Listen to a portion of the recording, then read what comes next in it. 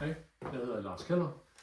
Jeg har de sidste godt 25 år arbejdet med bæredygtig byggeri. Det gør jeg blandt andet sammen med min partner, der hedder Joe Morandin. Tilsammen så har vi et par firmaer. Et af dem det hedder EcoCom Danmark. Der arbejder vi med træhalmbaserede elementer, som er ydervægge, hvor der bliver bygget en del af rundt af, eller både i Danmark og Europa og Nordamerika. Jeg sidder selv på et element lige nu, som er sådan et element, jeg kan tage rundt til skoler og tegnestuer. Det er bare sådan. De her elementer, de skal beklædes indvendigt, udvendigt. Og det gør vi, egentlig så foretrækker vi at gøre det med lerpus. Og det I kan se bagved mig her, det er altså forskellige typer lerpusmateriale, som Joe igennem firmaet Small Planet sælger. Og det er egentlig det, jeg tænker til jeres bæredygtighedsdag, som en af jeres case. Det, der er interessant for mig at se, når I i hvert fald er på murafdelingen, det er at sætte jer ind i, hvad det er for noget med en lerpus, en lermaling, et lergulv, tartelagt, stucolusto, alle de her ting. Det er ikke alt sammen, det er altid at ler, det kan også være, der er lidt kalk ind over sådan, men alt det vi arbejder med, som er med ler, det tænker jeg, det er noget, vi som byggevirksomheder og leverandører og nogen, der skubber ind i byggesektoren, vi savner, at der kommer folk ud fra de tekniske skoler, fagskolerne, der har styr på, hvad ler er for et produkt, hvordan det kan bruges inden for murfaget. Vi vil rigtig gerne have en masse dygtige murer, der kan komme ud og lave lergulve, der kan pudse på vores halmvægge, der kan lave lækker finish osv. osv. Der er både noget håndværksmæssigt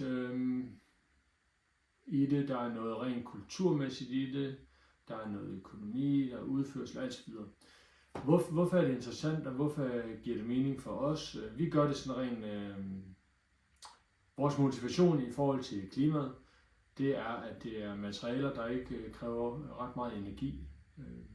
Når vi bruger halmen til at bygge hus af, så har vi et materiale, der både isolerer godt, og som via fotosyntesen trækker CO2 ud af atmosfæren og lagrer den inde i bygningerne, ligesom et kulstofbatteri, kan man sige. Når det kommer til lerpudsen, så er den interessant klimamæssigt, fordi der er masser af ler rundt omkring, og når man ikke brænder den, men bare bruger den i en mørtel eller en pus, en fin pus, en maling, så bruges der meget lidt energi til at forberede den. Det er den ene ting, fordi det med at bruge energi, det betyder altid, at det resulterer i, at der kommer CO2 ud i atmosfæren. Så når der skal bruges lidt energi, så kommer der lidt energi ud i atmosfæren. Så det er den første ting. Den anden ting, den er, at når et lerbaseret produkt, det bliver brugt, så tørrer det. Det hærder ikke. Det vil sige, at det kemisk er det samme produkt, når det er tørt, som det er, når det er vådt. Forskellen er bare, hvor meget vand der er i. Og det er spændende, fordi når man engang skal rive en bygning ned, skille den ad, nænsomt, som er det, vi kommer til at gøre i fremtiden, så vil man kunne skille materialer ad, hvor der indgår ler, og ofte genbruge dem, uden at der skal tilføres en masse energi igen. Fordi det er ikke blevet et nyt produkt, det er ikke kemisk ændret, det er ikke hærdet, det er bare tørret. Så det er derfor, at det er dels interessant, når man skal producere det første gang, så er det interessant, fordi det kan anvendes anden gang.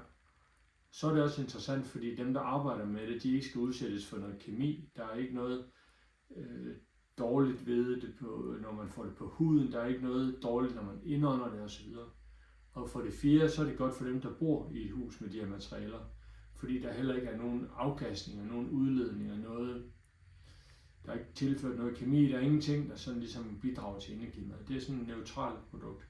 For det femte, så er det rart at bo i, bare fordi det justerer fugten og temperaturen godt i byggeri. Så det er alle de forskellige grunde til, at vi arbejder rigtig meget med ler.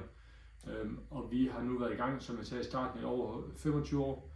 Og vi kan bare se, at der er kæmpe interesse for det. Så vi har rigtig meget brug for dygtige håndværkere, der sætter sig ind i det, og som er klar til at komme ud og gå ind i de opgaver, der bliver flere og flere af.